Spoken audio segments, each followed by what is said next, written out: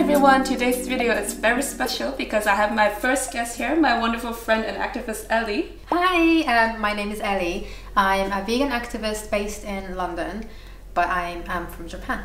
Awesome. Elly, would you mind telling us a little bit about what you do specifically? So I became vegan about 3 years ago, and then I got involved in a lot of street activism over here in London and a little bit in Japan whenever I went back home. Right. And then since last year I started my own YouTube channel about veganism, animal rights and vegan scene in London. Yeah, and Instagram as well. Amazing. I'll leave Elly's social links down below, so make sure you check out her content. So today we're going to talk about veganism and the vegan activism scene in Asia. And by Asia we mean Japan and Hong Kong, because that's where we're from. And obviously every country has their own circumstances, so we can't speak for everybody else. But if you're watching from another country in Asia, please comment down below what you think and let us know your views. We'd love to hear about that. And also just one tiny disclaimer before we start. After I went vegan, I spent most of my time in London, and I did go back to Hong Kong for a couple of times. But what I'm gonna say here is just from my limited personal experience. I'll try to be as honest as possible, but just keep in mind that this is my experience. So let's talk about the current situation of veganism back home in Japan and Hong Kong. So I'm gonna start with Japan. For Japan, it's quite interesting. I think there's a rapid change that's happening right now, because about 2 years ago when we went back home, not many people knew the word vegan. But last year, actually this year, when we went back home, a lot more people actually recognized the word vegan. But a lot of people still think of it as a health trend. But people would see the word as a health jargon alongside with gluten-free, macrobiotic and things like that. So there are quite a lot of vegan restaurants and vegan-friendly restaurants in big cities. But whenever I go to these places, I get the feeling that these are kind of just following the health trend. And I've actually found out that not many vegan restaurant owners are actually vegan themselves. Right. But I think it's a very good starting point. Yeah. What I've also found in these restaurants is that they don't have leaflets about animal rights or human rights and things like that. Oh, interesting. But even in London? Now in London, I think there are a few places that have, no, actually quite a lot of vegan places have this kind of vibe that they have leaflets or posters about the social justice event or protest or animal sanctuary, something to do with social justice. So then you, as a customer, can get make a connection between animal rights and veganism and human rights and eating healthy food. All of that kind of come together, I think. But it was a bit more difficult in Japan. Yeah. What about the vegan scene in Hong Kong? So the vegan scene in Hong Kong is definitely growing. Recently, the issues of animal rights is coming to the surface. So we've seen a growing number of restaurants, shops that are vegan friendly or vegan. We see a bigger variety, a bigger price range as well. Some of these restaurants are quite affordable, which is great. But I would echo with you on what you said about the word vegan being coupled with other health trends like gluten-free, that kind of stuff. Organic as well. Yes. That comes alongside a lot as well. Yeah, and I would say this is probably one of the misconceptions about veganism in Hong Kong, because even before I went vegan, I think I've heard about the word, but only in just a few articles about health. Like eating a plant-based diet for your health. But it's getting better now. People are doing it for the animals, which is amazing. Yeah. So moving on to vegan activism scene back home, in Japan, because people haven't really grasped the true idea and philosophy behind veganism, that's now creating a bit of hate towards vegan people in Japan, which is really, really sad, to say the least. It's especially towards people who are active and who take actions to the streets.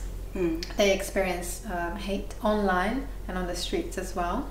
And I think that all comes from misconception of what veganism is actually about and why people are doing it. So we need to work on that, I think. But yes, more and more people are becoming active in vegan activism, which is really great. And in Japan, in major cities across Japan, a small group of people are doing more street activism, like Earthing Experience, Anonymous for Voiceless. So it's a really great move. And also on the 1st of June this year, Animal Rights Center has organized an animal rights march in Tokyo, which have been going on for quite a while, but this year they had the biggest turnout, which was 250 people. So Awesome. that was quite good. But at the same time, again, they had a counter protest that was called Animals Are Food. So although the numbers, I mean, not many people actually turned up for the counter protest. All of this makes me feel like, you know how the Gandhi's famous quote goes, first they laugh at you, then they ignore you, then they fight you, and then you win. So I have a feeling that in Japan, in terms of veganism, I think it's going through the second stage towards the third stage. So I think the ignoring stage has rapidly kind of gone Transition beyond. Yeah, transitioning towards the third stage, I think. So what about the vegan activism scene in Hong Kong? Right. So we definitely have a group of very dedicated activists in Hong Kong. So if you're watching, you know who you are. We have like the usual street activism, Cube of Truth, and Earthing's Experience. We also have a pig save. So we have vigils. And also it was, I think last week, NARD happened, so the National Animal Rights Day, which is pretty amazing. And also I just want to quickly talk about Taiwan, because again, I haven't been to Taiwan after I went vegan, but from what I can see on social media, they have a very established scene as well. One of my friends told me they do street outreach 3 times a week. Wow. So yeah, definitely if you're watching this and you're a vegan, please get out there, and I really encourage you to do something with the animals. Right, so next I wanted to talk about common responses that we get as a vegan. So I think even as vegans living here, we face all kinds of responses and questions every day, I think. Just by saying, I'm a vegan, that's enough, I think, to trigger something in people. I think it's the defense mechanism sometimes that we trigger. So I find that quite interesting. What kind of common response do you usually get in this country? Yeah, so I would say I'm pretty lucky in that my friends are really supportive and open-minded. But when I do street outreach or even just online, I think one of the most common responses I see is that I've already reduced my, say, meat intake. Like I'm already reducing my consumption of animal products. Or I am already buying free-range, grass-fed, organic, that kind of stuff. So it's this idea that I'm already doing this. Like there's no need to go that far to go all out and eliminate all animal products. So yeah, that's the most common one, I would say. Right. I think that's really interesting. I get that a lot in London as well. And I think that shows how people are actually already aware of the animal welfare issues, because otherwise they wouldn't be saying that, right? Yeah, it means people know that they need to change something for the animals, for the planet. So I think that's a really good start actually for them. Yeah, it is. It is a good sign because at least you see that people care. It's not like we don't care. Some people, they are willing to pay the extra buck to, say, buy free-range products. Yeah. But it's just that like a lot of people are still lacking that connection. So talking about stereotypes, I think a lot of people have this stereotype of vegans being pushy towards non-vegans. But personally, I haven't really met anyone who's like forcing their opinions on anyone. What do you think? Same. I have never met a pushy vegan or a militant vegan in real life, actually. I would say when people say vegans are pushy, when we post things on social media, when we talk, or even just delivering truth about the animal exploitation industries or the climate change, whatever, it's not likely that it's us who push our views or the truth down somebody's throat. Like we don't go and tell people to go vegan at every handshake, like whenever we meet somebody new. Rather, I would say it's sometimes the other way around.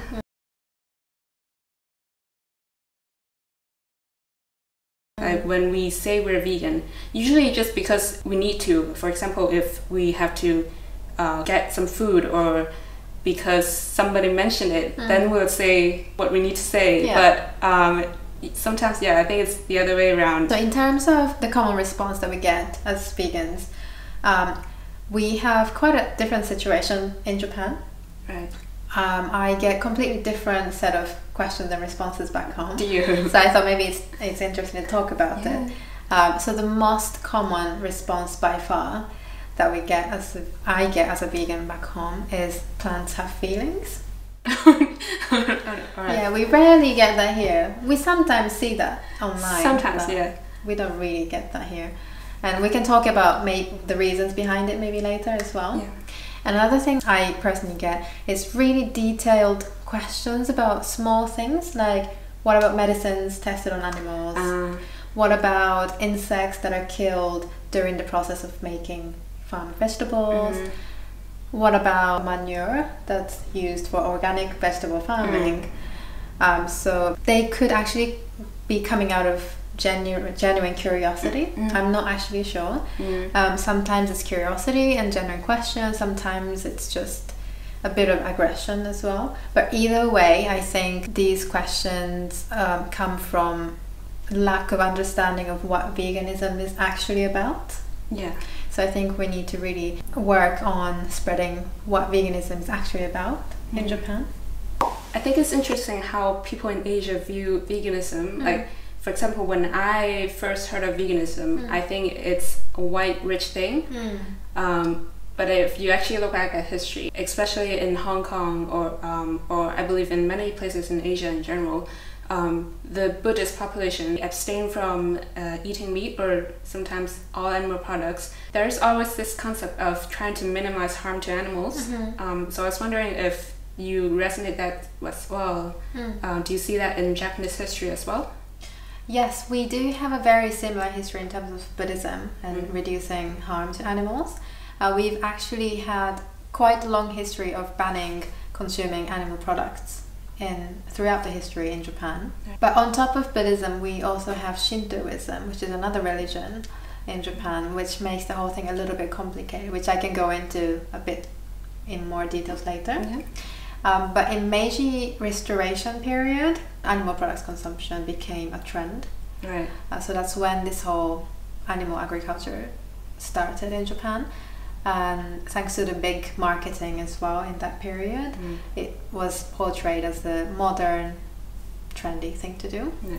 And also after the World War II, due to the Americanization, beef and dairy then became the staple in the kitchen as well in Japanese families. It's interesting to hear that from you because I can see that in many other Asian countries, the philosophy of Buddhism have still a big part to play in terms of vegan movement. Yes.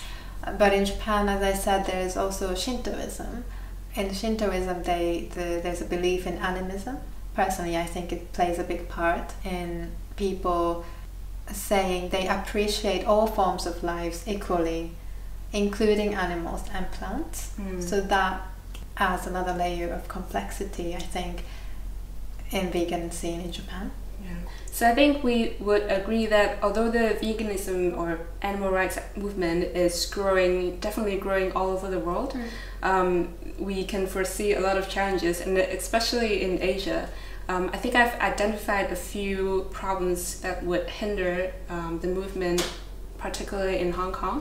One of the things is that people are more comfortable doing what everybody else is doing. So it's probably just my personal experience, but I found that people in Hong Kong are less comfortable to challenge the status quo, to do something different.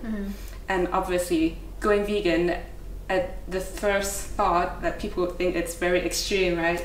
The second thing is, when we do street outreach here in London, we use the word compassion a lot. Like, you have to have compassion for animals, blah, blah, blah. But the word for compassion in Chinese, if I'm correct, I usually use the word 惻隱之心,憐憫之心, or even 同情心.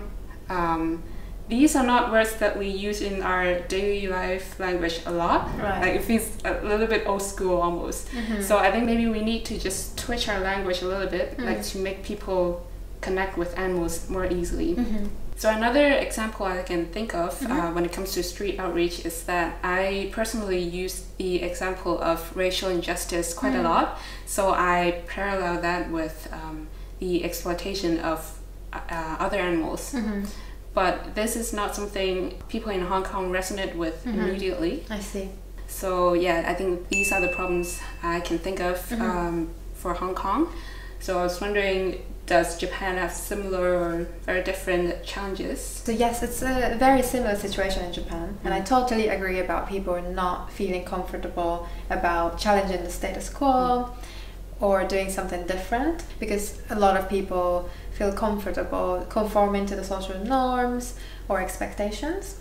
So that's a big challenge, I think, in Japan. I think it's important to learn from the West in terms of animal liberation movement, but at the same time, increasingly it's more important for the animal liberation movement in Japan to draw our own examples from our own history that would help the movement become more relevant and accessible to Japanese people. Another obstacle that I can already see is the power of advertisement and marketing in Japan. Right. Marketing and on mainstream media are so powerful in Japan, and they have a big influence on how people think about things. Right. So I think it's important, especially in Japan, to normalize veganism first of all.